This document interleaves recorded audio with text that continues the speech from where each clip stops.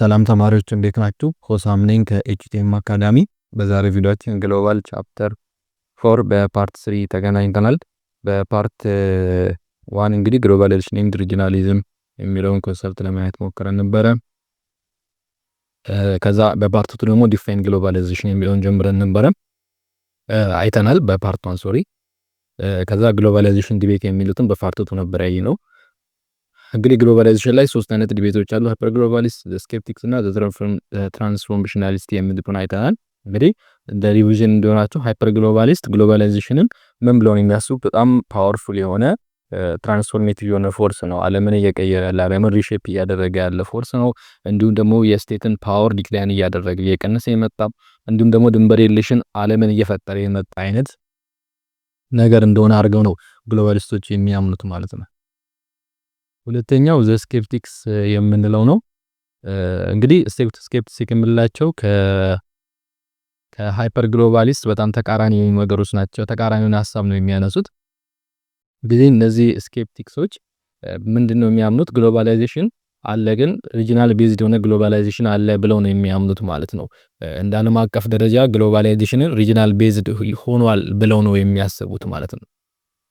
እና ከቢሊፋቸው ምንድነው ሊሚትድ የሆነ ኢንቴግሬሽን አለ ብለው ነው የሚያስቡት፣ ሪጂናል ቤዝድ የሆነ ማለት ነው። እንዲሁም ሪጂናላይዜሽን ነው እንጂ ግሎባላይዜሽን የለም ብለው ያምናሉ። እንዲሁም የስቴት ፓወር ፐርሲስት ያደርጋል፣ ይኖራል፣ ይቀጥላል ብለው ያምናሉ ማለት ነው። እንግዲህ ፓርቱቱና ዋን ያራይ ግሩቶች እሱ እንድታዩን እንመክራለን። የተያዘ ሐሳብ ስላለው የዩቲዩብ ቻናሉ ሰብስክራይብ ያላደረጋችሁ ልጆች ሰብስክራይብ እንድታደርጉ እንጠይቃለን። እንዲሁም ቪዲዮውን አይታችሁ ጨርሱ ላይክ ለጓደኞቻችሁ ሼር ማድረጋችሁንም እንዳትረሱ። ፕላስ ደግሞ ፕሊስ ቪዲዮውን ስታዩ ቪፒኤን እያበራችሁ እንድታዩ ለኛ ጥቅም ስላለው ነውና በሱ እንድትተባበሩ እንላለን። ዛሬ ትራንስፎርሜሽናሊስት የሚለውን እንጀምራለን ማለት ነው። they argue that globalization is transforming state power, social structure and cultural identity, but that these changes are complex, uneven and often contradictory. እንግዲህ እነዚህ ትራንስፎርሜሽናሊስት የምንላቸው ከሃይፐር ግሎባሊዝም ከስኬፕቲክስም ወጣ ያለ ሐሳብ ያላቸው ናቸውና ይሄ ግሎባላይዜሽን የምንለው ነገር የስቴት ፓወርን የሀገርን ፓወር ማለት ነው። አንድ ሀገር ያላት ስልጣን አለ ወይም ፓወር አለ። እንዲሁም ሶሻል ስትራክቸሩን የማህበረሰብ አወቃቀሩን እንዲሁም ካልቸራል አይዴንቲቲዎችን ቼንጅ እያደረገ ነው፣ ኮምፕሌክስ ወደሆነ እንትን እየቀየረ ነው ብለው ያስባሉ።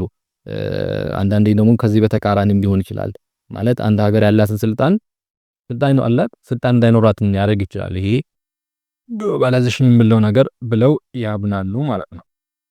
ኦኬ ሁለተኛው ደግሞ ከቢልፋቸው ደግሞ ስናይ ከቢልፋቸው የመጀመሪያው ቢልፋቸው ምንድነው? ግሎባላይዜሽን አስ ኤ ዲፕ ትራንስፎርሜሽን አይደል፣ ጥልቅ የሆነ ለውጥን ያመጣል ብለው ትራንስፎርም ያደርጋ ከአንድም ባህል ወደ ሌላ ባህል ትራንስፎርም ያደርጋት የሚል እምነት አላቸው። ትራንስፎርሜሽናሊስት ሪኮግናይዝ ዛት ግሎባላይዜሽን ኢዝ ፕሮፋውንድ ፕሮሰስ ዛት ኢዝ አልተሪንግ ዘ ኔቸር ኦፍ ሶሳይቲ ኤንድ ኢንተርናሽናል ሲስተም። እንግዲህ ትራንስፎርሜሽናሊስቶች የመጀመሪያ እምነታቸው ምንድነው? ይሄ ግሎባላይዜሽን የሚባለው ነገር ኔቸር ኦፍ ሶሳይቲ እንግዲህ ማንኛውም ሶሳይቲ የራሱ የሆነ ኔቸር አለው፣ የራሱ ተፈጥሮ አለው፣ የራሱ ካልቸር አለው። እንዲሁም ዓለም ላይ ያለ ኢንተርናሽናል የሆነ ሲስተም አለ። እነዚህ ነገሮችን ኮምፕሊትሊ ምን ያደርጋል ብለው ያምናሉ? ይቀይራል ብለው ያምናሉ። ያንድን ማህበረሰብ ኔቸሩን ሊቀይር ይችላል ግሎባላይዜሽን ማለት ነው።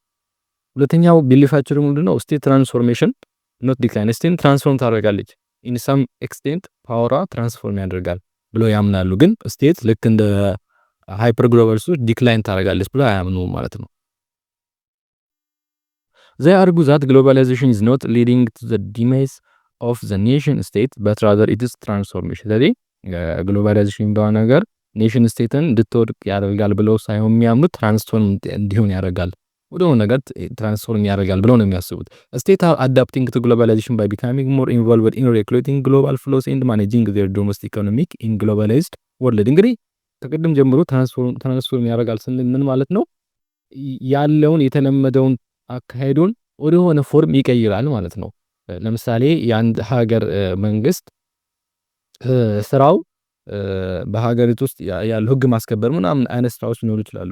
ግን ግሎባላይዜሽን እየሰፋ በሄደ ቁጥር ያ ስልጣኑ ሊቀየር ይችላል ወይም ያ ስራው ሊቀየር ይችላል ነው። ለምሳሌ ግሎባላይዜሽን በሰፋ ቁጥር አንድ ሀገር መንግስት ምን ውስጥ ሊሳተፍ ይችላል?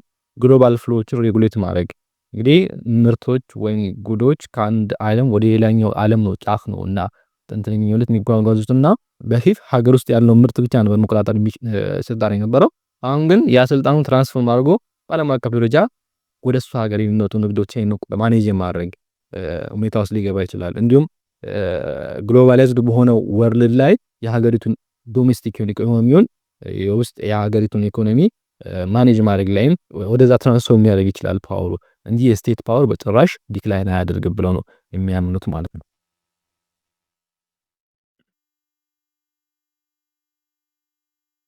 ኦኬ እንቀጥላለን። ፕሮስ ኤንድ ኮንስ ኦፍ ግሎባላይዜሽን። ይሄ ግሎባላይዜሽን የራሱ የሆነ አድቫንቴጅ አለው እንዲሁም ዲስአድቫንቴጅ አለው ማለት ነው። ግሎባላይዜሽን ሃዝ ኢትስ ሜሪትስ ኤንድ ዲሜሪትስ። ያ የራሱ ሜሪት አለው፣ የራሱም ዲሜሪት አለው፣ አድቫንቴጅ አለው፣ የራሱም ዲስአድቫንቴጅ አለው ማለት ነው። አመንግ ዘ ሊዲንግ ሜሪት ኦፍ ግሎባላይዜሽን አር ዘ ኤክስፓንሽን ኦፍ ዲሞክራቲክ ካልቸር፣ ሂውማን ራይትስ ኤንድ ዘ ፕሮቴክሽን ኦፍ ሂስቶሪካል ማይኖሪቲ ኤንድ ሰብልተርስ ግሩፕስ። እንግዲህ ይሄ ከግሎባላይዜሽን ጥቅሞች አንዱ አድቫንቴጅ አንዱ ምንድነው? ዲሞክራቲክ ካልቸር እንዲስፋፋ ያደርጋል። ዲሞክራሲ በዓለም አቀፍ ደረጃ እንዲስፋፋ ያደርጋል። ይሄ የሰብአዊ መብት አያያዝ፣ ሂስቶሪካል ማይኖሪቲ የምንላቸው አሉ፣ ከነሱ ፕሮቴክሽን አንፃር እነዚህ ነገሮች እንግዲህ የግሎባላይዜሽን አድቫንቴጅ ናቸው ማለት ነው። ሌላው ኢኖቬሽን ኢን ሳይንስ፣ ሜዲሲን፣ ቴክኖሎጂ ኤንድ ኢንፎርሜሽን ኮሚኒኬሽን ሃዝ ኢኔብልድ ዘ ኢምፕሩቭመንት ኦፍ ዘ ኳሊቲ ኦፍ ላይፍ። እንግዲህ ከአንዱ ዓለም ጫፍ ላይ የተሰሩ ሳይንሳዊ ግኝቶች ይኖራሉ። የሕክምና ሊሆን ይችላል፣ ከቴክኖሎጂ ጋር የተያያዙ እንዲሁም በኢንፎርሜሽን ዘርፍ ያለው ኮሚኒኬሽን፣ እነዚህ መሻሻላቸው የሰዎችን ህይወት በማሻሻል ረገድ ከፍተኛ የሆነ ተጽዕኖ ወይም ከፍተኛ የሆነ ሮል ይኖራቸዋል ማለት ነው። ሌላው አግሪካልቸር ቴክኖሎጂካል ኤክስፓንሽን ሪዛልትድ ኢን ዘ ሊፍቲንግ አውት ኦፍ ሚሊየንስ ኦፍ ፒፕል አውት ኦፍ ፖቨርቲ። እንዲሁም ደግሞ ይሄ በአግሪካልቸር በግብርና ዘርፍ የቴክኖሎጂካል ፕሮዳክቶች መምጣታቸው፣ ግብርናው በቴክኖሎጂ መደገፉ ማለት ነው አብዛኞቹ ድሃ ማህበረሰብ ህዝቦችን ህይወት ሊያሻሽል ይችላል። ለምሳሌ አብዛኛው የኢትዮጵያ ከ80% በላይ የሚሆነው ገበሬ ነውና የሚያርሰው በበሬ ነውና በትራክተር ማረስ መጀመሩ፣ ምርት ሲሰበስብ ኮምባይነሮች ይኖራሉ። እነሱ መስራቱ እንግዲህ የምርት ብክለትን ይቀንሳል፣ የገበሬውን ድካም ይቀንሳል። ከዛም አልፎ ደግሞ ገበሬውን ከድህነት ለማውጣት አይነተኛ መንገድ ነው ማለት ነው።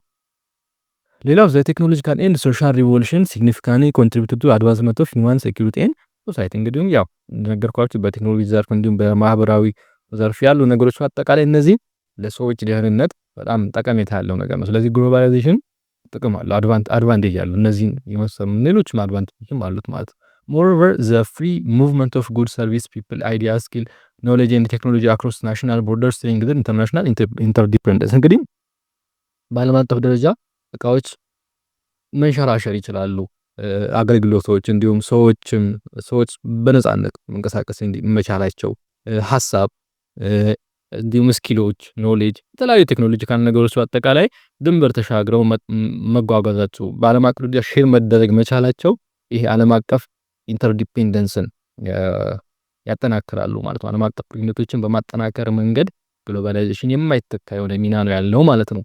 however globalization is not also without its demerits። ይሄ ሁሉ አድቫንቴጅ ከጠቀስኩ በኋላ ግን የራሱ የሚሆን ደግሞ ዲስአድቫንቴጆች አሉት። ከመጀመሪያው እነዚህ ዓለም አቀፍ ተቋማት የምንላቸው እንደ ወርልድ ባንክ፣ አይኤምኤፍ የምንላቸው እንግዲህ ወደ ሳውዙ በመግባት ወደ ደቡቡ የዓለም ክፍል በመሄድ ኢንፍሉዌንስ ያደርጋሉ። በኢኮኖሚ ዘርፍ እንዲሁ በፖለቲካል ዘርፉም ኢንፍሉዌንስ ያደርጋሉ። እንዴት ነው ነገር የሚሆነው? እንግዲህ ወርልድ ባንክ፣ አይኤምኤፍ በቻፕተር 3 እንዳየናቸው በዓለም አቀፍ ደረጃ የተቋቋሙ ተቋማት ቢሆኑም የሚመሩት ግን ሞስት ኢንፍሉዌንስ ቢሆኑ ዌስተርን ካንትሪዎች ነው። ልክ እንደ አሜሪካ ባሉ ሀገራቶች ነው የሚመሩት እና እነዚህ ዓለም አቀፍ ተቋማቶች በግሎባላይዜሽን ስም ወደ ሳውዝ ወደ ዲቨሎፒንግ ካንትሪዎች በመምጣት የነሱን አጀንዳ የሚያስፈጽሙበትና በኢኮኖሚና ፖለቲካው ዘርፉ ኔጋቲቭሊ ኢንፍሉዌንስ የሚያደርጉበት ሁኔታ ግሎባላይዜሽን ይፈጥራል ማለት ነው። አንዱ ዲስአድቫንቴጁ ይሄ ነው ማለት ነው።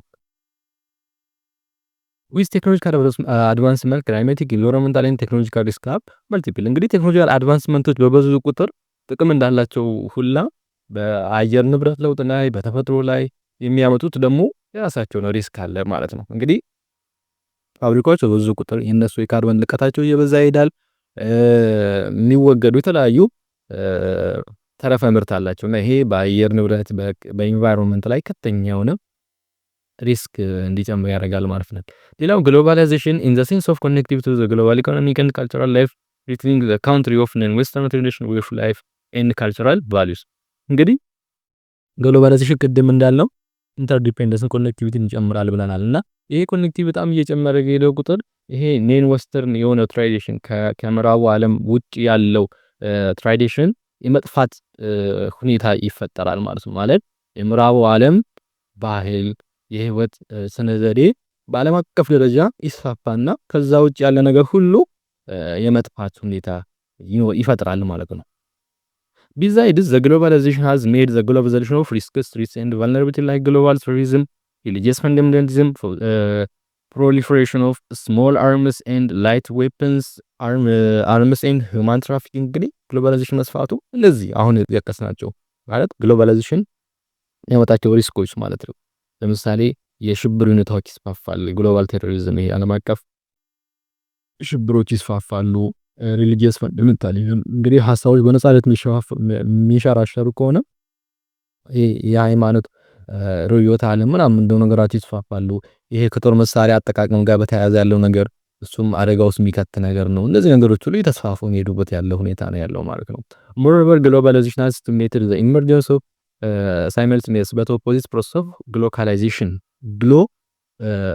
glocalization which involves a process of integration to the world and differentiation to the local እንግዲህ ይሄ ግሎባላይዜሽን በጣም እንትን እየሆነ ነው ቁጥር እየተስፋፋና እንትን እየሄደ ቁጥር ባዘ ሴም ታይም የሚፈጠር ነገር አለ።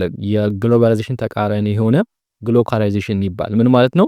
ዓለም አንድ እየሆነች ግን በሎካል የመከፋፈል ነገር ይመጣል ማለት ነው። ዓለም አንድ እየሆነ ግን በሎካል ደረጃ መከፋፈል ማለት ነው።